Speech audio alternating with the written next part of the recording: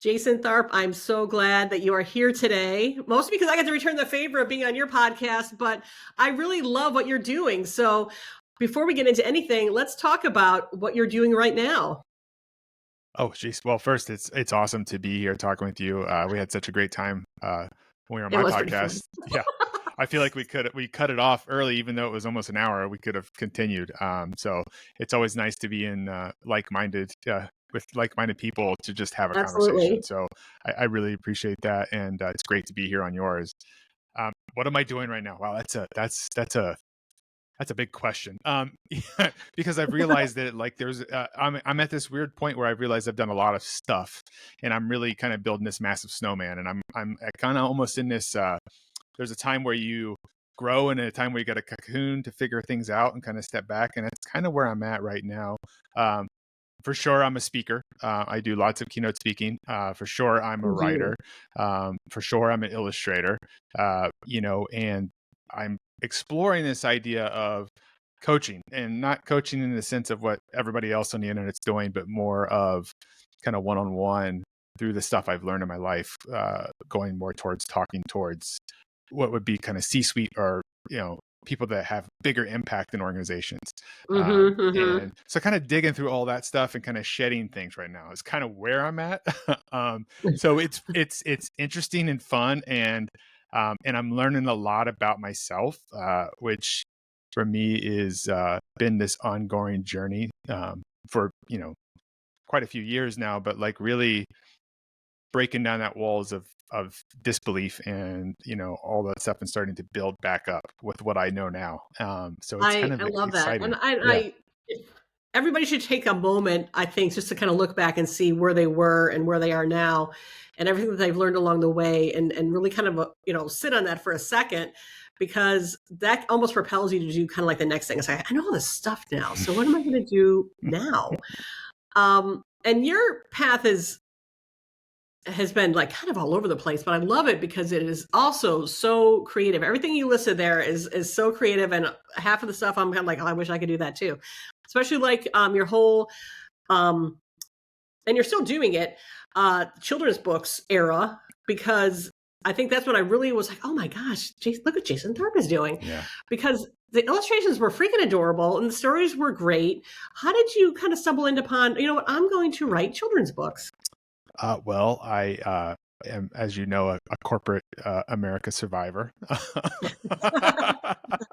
I went through the limited path, as we all do in Columbus, Boot Ohio. camp, yes, Yep. yes. And it was just, I got to a point in my life, so I kind of let's go back when I was a kid. So when I was about 6 or 7, I knew exactly what I wanted to grow up to be.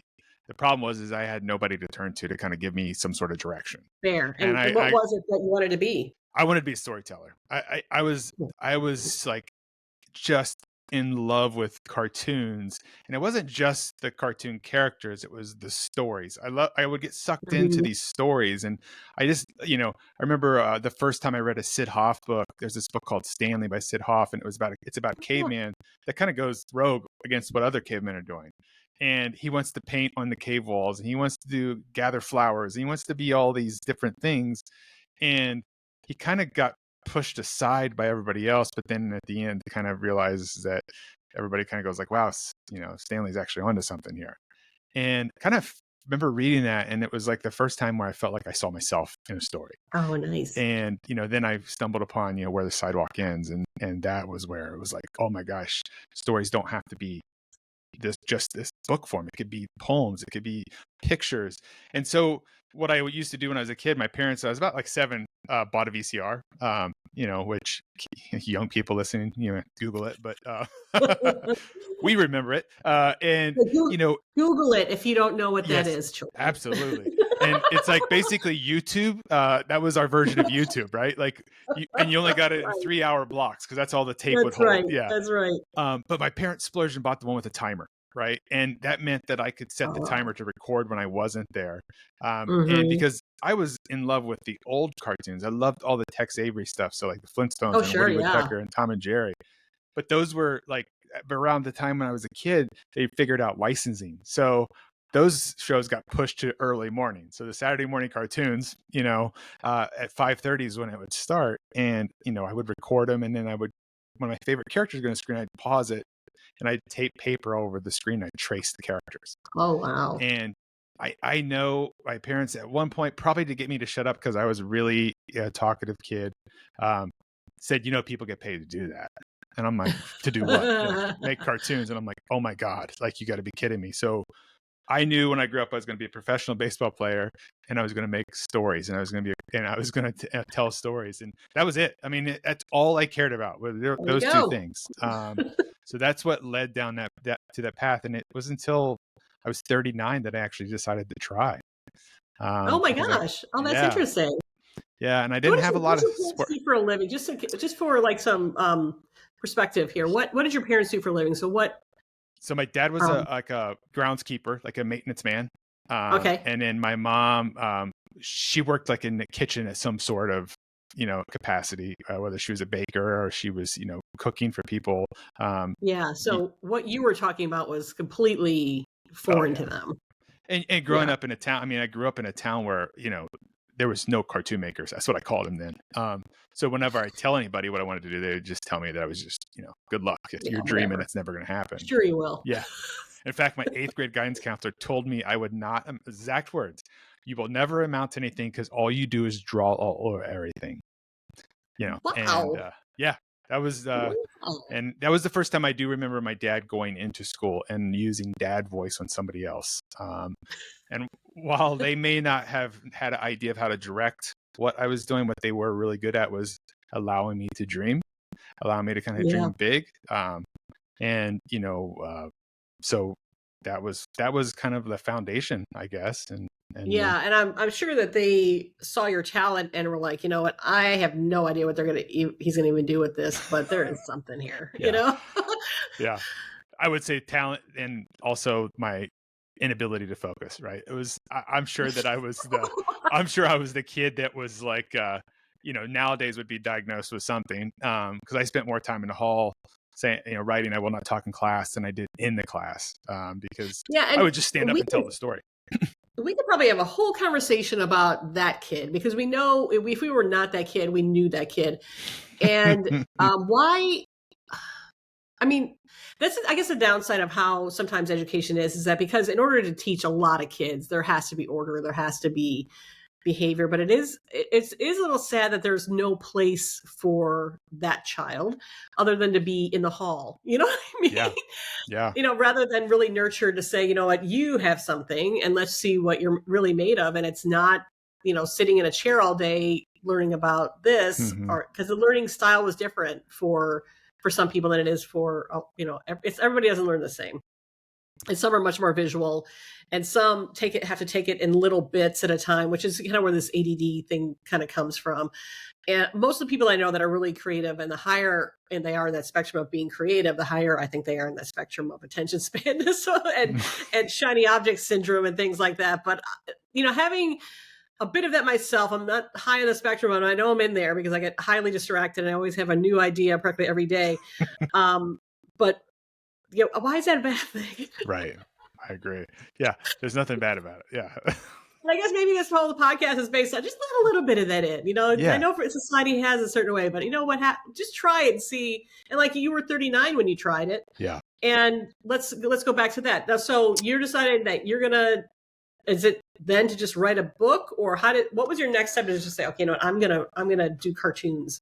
Yeah. So I would just be straight honest. It was just out of pure ignorance. I was, in working in this corporate environment where I felt completely unchallenged, and it was a successful company. I just thought, well, if they can do it, I can do it, because I can focus on what I want to do. And so that was kind of the mission. I gave myself a deadline. I said 12/31/06 will be the last day I ever work for anybody. And I told everybody around me, and I wrote it on my mirror. I had it on my, I had it anywhere you can look. This was way before like cell phones you could take photos. So everywhere I looked, I had it on my rearview mirror when I back up or wherever, and had no clue how And I just started focusing on like, building it, building a company, is what I was calling it. And then just kind of took everything I learned in the corporate world and started to apply it to the stuff I wanted to do. And, you know, that was '06. So you gotta, I call that the entry of the failure years. So I failed over and over and over. And so I went from making a job, making good money. I was making a really good living to making zero, and thinking it's just going to magically happen. Well, it didn't work out that way. And I had, kind of ebbed and flowed, but I was so afraid of getting a real job again that it always picked me back up to try one more time. So in that adventure, I went into, I started a company. It went horribly bad. Ended up in some like lawsuits, tons of debt. Everything I had saved was gone. Did a little bit of like consulting here and there and kind of jumping around doing job to job. And then I was at the end of my rope, and I got a call one day from Chase, and they said that they were getting ready to foreclose on our house. And I'm like, I don't understand how this is possible. And I was so busy chasing, I never paid attention to the money part. And I looked at our account for the first time in a long time, and I realized I had $140 in it. And that was it, Oh, to my name. wow. And I panicked, and I opened up, back then it was monster.com, and I was looking at jobs, and I had this breakdown. It's the best way I can explain it. I mean, I was just like crying, and it was like that. I love Rocky movies. That's like my Star Wars. So that Mickey moment when he's like, yells out like, "Get up, you son of a bitch," because Mickey loves you, like I had that kind of conversation in my head, and I just said, dude, you didn't do all this work for nothing. Like, what are you doing? And I closed it, and I just happened to look on a credit card, and I had $400 room. And that night I looked on Southwest, and there was a flight, and I just booked it. It was a flight to New York City, round trip, for $119. It was like, oh my God. So I booked it, and I had one contact at Scholastic that I was working on a book deal with them. And I called and I asked if I could come to New York to meet with them, because I was going to be there, is what I said. Got the meeting set, and I had a contact at different publishers, and I set up a meeting. I used each one to get the other one to book with me. So the closer I knew somebody, I just kind of used one name. As it kind of snowballed up, I used others. And then I went to Starbucks for 2 weeks and wrote nonstop. And I went there prepared with, I think I had 25 books ready to go. Oh my gosh. And I'm like, I'm going to figure this out. And I found an Airbnb also for like $130. I mean, it wasn't great, but it was in New York City, and I was able to kind of get all that done. And I closed 8 books that trip. And, going from a kid that was told their whole life that they couldn't write and wasn't going to amount to anything, and all I wanted to do was a storyteller, I was afraid to write. So Oh, sure. I had my editor at Scholastic told me the best thing that ever happened to me is I went to send the treatment, and I said, oh my God, before I sent this to you, I almost puked. Literally almost felt like I was going to puke. And she's like, why? And I said, because I'm a bad writer. She said, whoever told you that? I was like, everybody. I have heard that my whole life. And she said, you can write in your voice. That's hard. She goes, that's a skill. And she goes, when I read your stuff, it sounds like you telling a story, and it's great. She's like, your characters are great. She goes, your grammar sucks, but that's my job, is to fix that. We can fix that. Yeah. And she goes, all I need you to do is write. And it was like somebody for the first time handing me a pencil again. So I went from no books ever to, I think I have 23 kids books out now. My first adult book is coming in October. The second one is in, going through all the sales channels right now. I'm starting my third one. I write probably now more than I actually draw. Oddly enough, I do a weekly newsletter, and, do a comic every week. So it's just, I think the limit I put on myself, that I allowed myself to finally go there, and the doors opened. Yeah. To you being where you exactly where you needed to be, which was, writing and storytelling. We had mentioned, corporate America, things like that. What did you do with your career prior to that? Because clearly you're not a good writer. So you weren't writing. But what were you doing before that, before you realized, wait, I am a great writer? What was interesting was in corporate America, what I really learned, I will definitely say at the Limited, what was really great was learning how to tell stories through products. Oh my gosh. Yes. So yes. I remember just always this echo of like, what's your movie poster? and, what draws people in. And, I just remember that always playing. It kind of seemed like it got beat down into our brains there, but it kind of became, what story are we trying to tell with this stuff? And it just Mm-hmm. fit narrative. So I kind of took to it like a duck to water, like in that world. But then you start realizing, wait a minute, that kind of applies to all this stuff. And, just because I don't know how to do it doesn't mean I don't know how to tell a story. So I started kind of applying those things that I had learned. And I was back then I did package design and I did emerging markets. So I was involved in like what it was like to start things where they were getting built up, not where it was already established. So I got to like learn a lot of that stuff. And, through that process, you just start to learn how to apply it to that world. So, when I started making like stories, I went into licensing first, which seemed like a natural fit. I'd create brands and then we would have, licensing agents that would go out and sell the brands. And I had no problem packaging it all up. I mean, people would see it as a finished product because that's what I did in corporate world. The problem was I Mm-hmm. had no clue what actually went into doing all the other parts. And that was Right. where it fell apart for me, as I trusted the wrong people. I didn't know the right questions to ask, and it was, I would say my career has been a series of stopping, falling on my face, thinking I failed, realizing I didn't fail. I learned, pick up pace, do it again. And I kind of realized that I think most of us go through our lives thinking that like we have start and end, and you fall and you think I failed. And most people just say, all right, I'm done. Mm-hmm. Because of my fear of getting a job, I always picked myself up. And I realized, okay, what did I learn and how can I leave the other crap and start at this new spot? And that's kind of what I kept doing. I mean, I remember, people even from that I used to work with will be like, holy cow, you actually have done the stuff that you said that you were going to do when we worked together. Um, and I remember I remember one time one of the companies sent me to a How Design conference. You remember those? Oh my gosh, Yeah. yes. And I heard a speaker speak there. And I told them before we got on a plane, I will stop working at this company because I'm going to go do this stuff now. And Oh wow. they were like, okay, sure. And that was the second to last company, but I'm doing exactly what I said I was going to be doing. And Oh, I that's just knew it. funny. And I think that's a lot of times what we miss is we miss the signs. Um, That's really yeah. unbelievable. And what I like about that too is just that message of don't be afraid to reinvent yourself because you were definitely, growing up in a certain environment. You got involved in corporate America doing package design, which by the way, who doesn't buy stuff for the packaging? Me, I do. And but then just kept like, no, well, this is good, but this isn't it. This isn't it. I'm going to try this. I'm going to try this. And I think sometimes people get really stuck in, they might graduate high school and go even right into a career, and they're like, okay, that's it. I'm going to be this forever now. And it's like, you Right. don't have to. Yeah. You don't. You can stop at, age 30 or 40 or 50 or 60 or even 70 or beyond. And it's like, no, I'm going to do this now. And you don't have to be stuck in that one spot if you want to keep growing or doing something else. And again, you base on everything that you learned along the way, which reminds me to give a shout out to corporate America because we refer to it as boot camp. But, anybody who's running out to just start a business without any experience in a real mid-sized to large business, you are cheating yourself because you will save yourself so much time and heartache by seeing how the pros do it.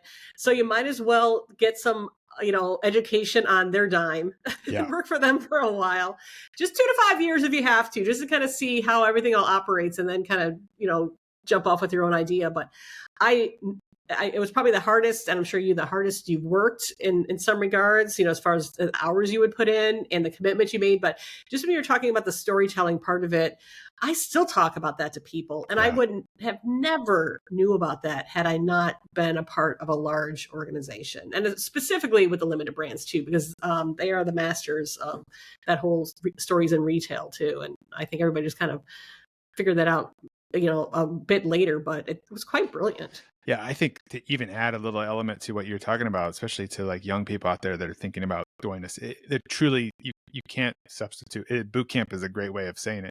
And the other part is to be bold in asking questions. Yeah. Like one of the things I did, because I went back to college late. I started at 17, dropped out, let the real world kick me around a lot. And then I went back later where I was focused when I knew I didn't want what I did not want to do. So after art school, I got my job there. And literally the first day I was there, I had no clue how corporate structure works. So I just thought, well, if I want to talk to somebody, I should go to the top person.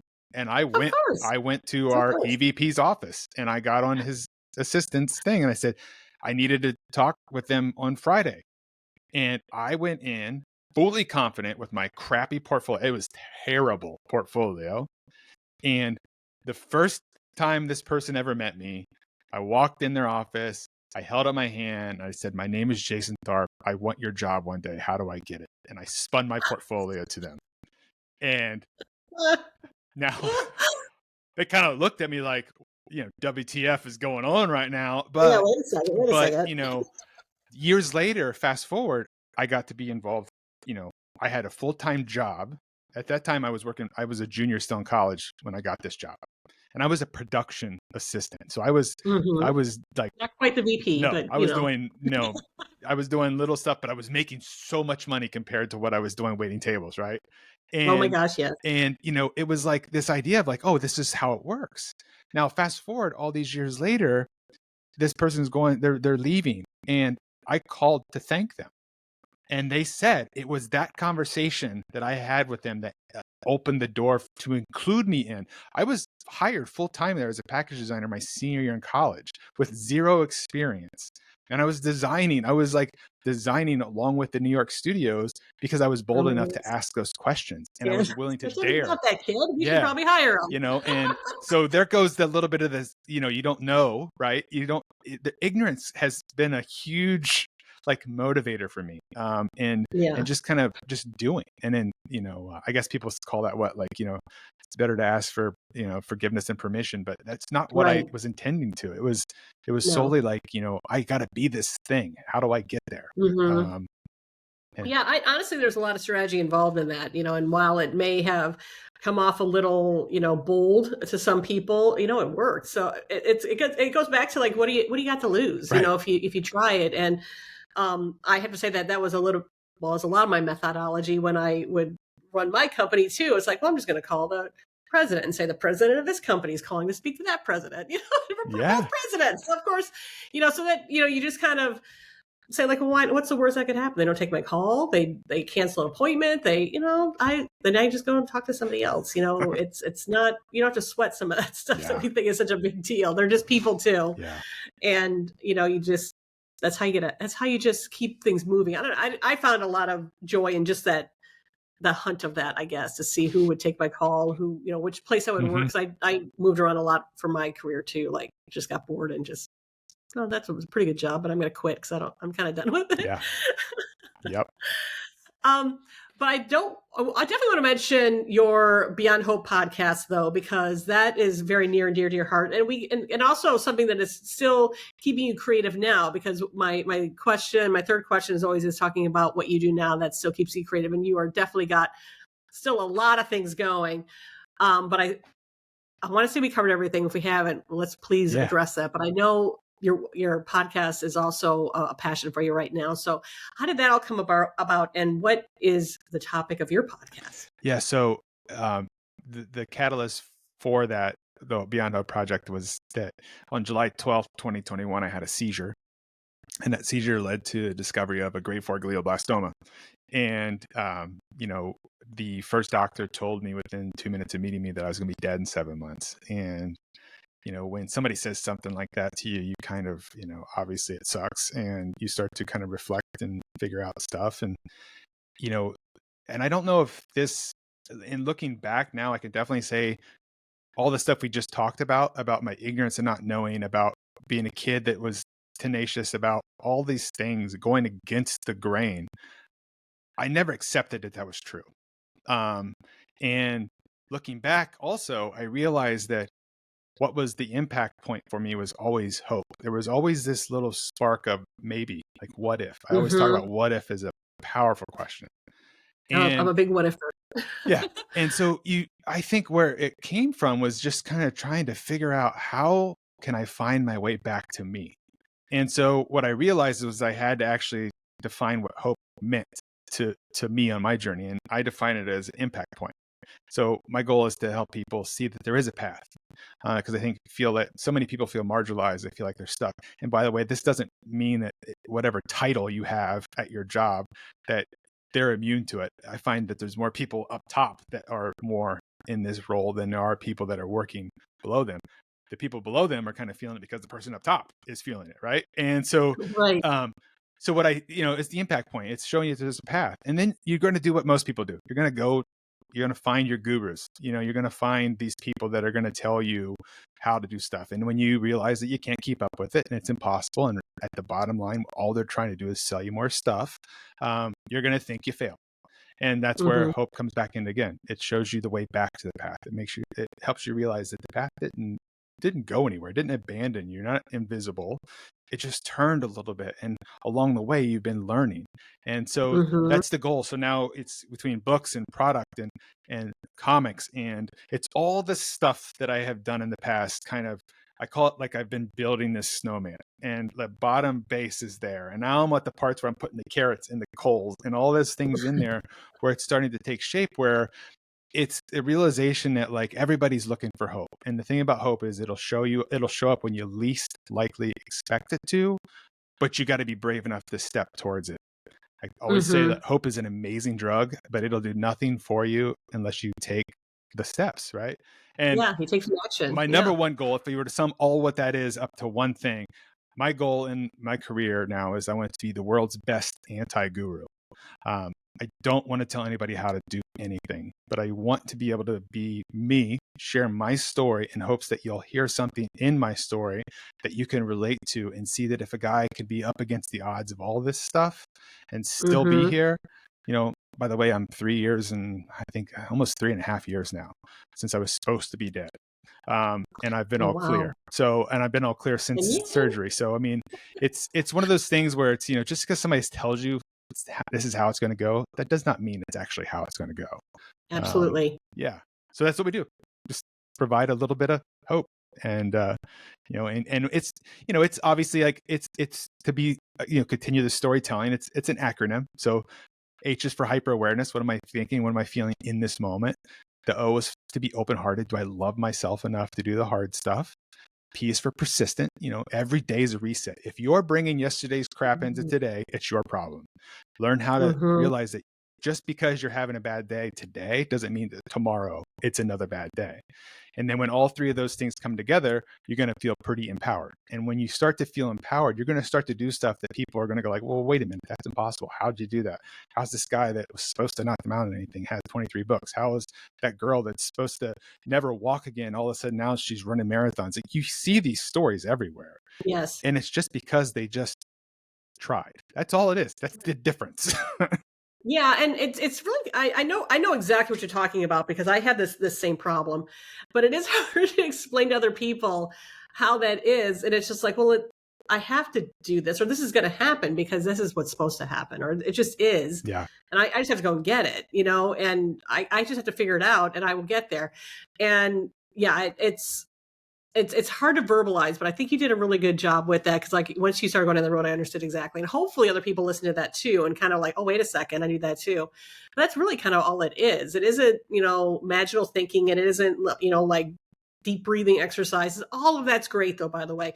And I truly believe that you kind of have to find the thing that works for you. But like for me, meditation is impossible because my mind is always moving. And by the time I get to that state of peace, it's an hour later and everybody's having coffee and I'm still sitting there like, I got it. I finally got it.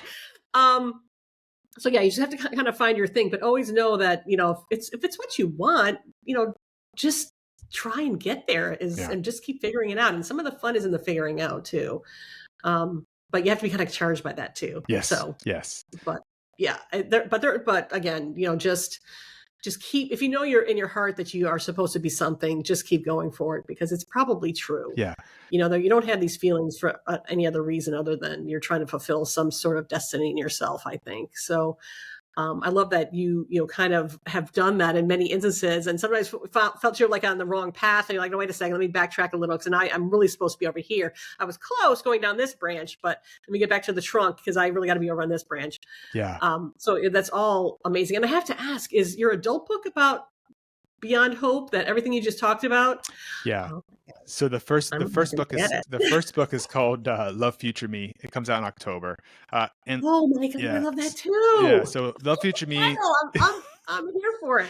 Yeah, it was the funny thing about that book is it was a book that I stumbled upon. And what I mean by that was, when I went through diagnosis,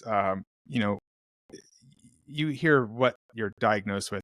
It's pretty damn scary. And Oh yeah. while I recognize now most of my life, depression has kind of been my home base.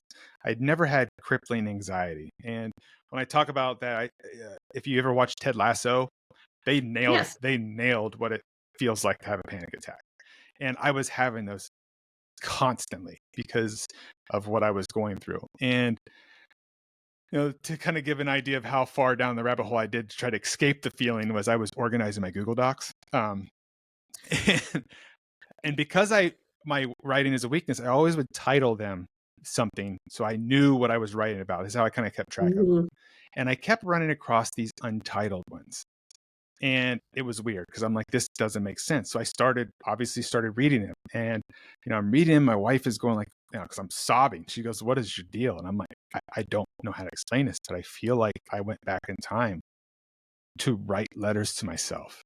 And I'm like, you have to hear these. And I'm reading them. And every one of these things are what I'm dealing with right now in the present moment. And I started writing them in around January of, I want to say it was January 2020. And they were only like 2-3 sentences. They're very short. And they just abruptly stopped in March.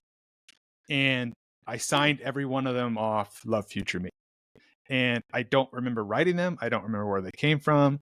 And I was, my uncle had passed away in Florida, and I lost the iPad that had all of these on. And like a idiot, always back up your files. I was old school and thought that was not, the cloud was evil. So I didn't have anything backed up, and I lost it all. And luckily with Google Docs, I got a new iPad, and I started organizing. I go, wow, this is actually a story. And then I started weaving my story through it. And that's where it ended up coming out, was like Love Future Me is that. And then the next one's called Love Present Me. And that is the whole adage of, if I can go back in time and tell myself what I know now. So I started writing letters to myself, but little me as an adult. I love it. And so, I love it. that was going to be my next question, actually, because I think there's a lot of power in looking back at who you were much younger too, and just basically saying, you know what, we got this. That part that was really hard. Yeah, that's part of it. You won't know. You don't even know what you learned there. I'm going to tell you that you learned a big lesson. Right there. 100%. It's things like that. Yeah. But I love that Love Future Me. That is so awesome. And the craziest part about it is like, because everybody says like, we have 23 kids books out. Like, which one are you proud of? And I'm like, I'm proud of Love Future Me the most. It's the first time I wrote something that when it came, I genuinely got overwhelmed. The rest of them were just books to me. And that sounds crappy to say, but Love Future Me is what I feel like I've been waiting to write my whole life. And you needed to ramp up with some fun things that you were very comfortable with to get into a space that was a little more uncomfortable. Yeah. But I honestly, I've seen a number of your books. I've read a couple, and they're doing their own magic on their own. So don't you worry about that. They're talking to kids, and they're bringing them a lot of joy. But yeah, it could have just been a big ramp up for this real big mission that you now have, that would never have happened if you didn't do all of that other stuff, which is what makes it so awesome. Yeah, 100%. Well, Jason, we are well past time, but that's okay, because I have so enjoyed this. And this was a problem with when we did our podcast for you, is we just kept talking and talking. So we have to make a point, now that we've exchanged these formalities, that we should probably just get together sometime for lunch or check it occasionally. And I definitely got to get a copy of that book. Yeah. And I think it'll just be so cool, because it's definitely stuff that I believe in too. And to hear your perspective on it, I think is going to just be such a great gift. Yeah. So thank you for doing all of that writing, all of the drawing. Like I said, art is medicine, and storytelling just crosses over into so many different areas. I mean, I have been recently talking to people that work in data a lot, and the reason that they love the data is because the data tells the story of whatever they're looking into. So yeah, storytelling is so key. And it's remarkable that you knew at a young age, even without any other guidance. Yeah, I'm going to tell stories. Yeah. Yeah, I just want to say to you, like, thank you for doing what you're doing. I mean, you're putting out there a lot of the stuff that people have questions about, and I think that's amazing. They're wondering, how do I get to those different levels? Back to like what I talked about with going and talking to my boss. Like, and I think that I commend you to like go down this exploration of what you're doing. Because you could have easily been kind of like chilling wherever now, but you're continuing to do all this stuff, and I think that that's really cool. So thank you for continue the good vibes and doing what you're doing. I really appreciate it myself. Thank you so much. And I really appreciate you being here. Yeah, thank you.